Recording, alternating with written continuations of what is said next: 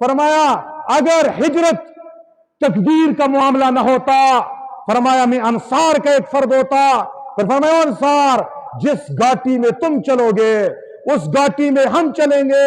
فرمایا جس گھاٹی میں تم چلو گے اس گھاٹی میں میں چلوں گا. پھر فرمایا انصار یہ باقی لوگ میرے لیے اس لباس کی طرح ہے جو اوپر پہنا جاتا ہے. فرمایا تم میرے جسم کے ساتھ لگنے والا اندر کا لباس ہو.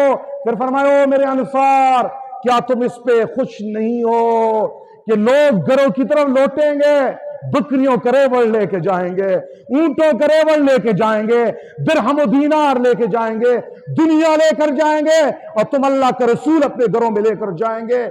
یہ جملہ سنا انصار فرتی مسرت سے رونے لگ گئے. روتے روتے ہچکیاں بند ہو گئی، داڑھی جو ہے نا آنسو سے سب کی طرح ہو گئی.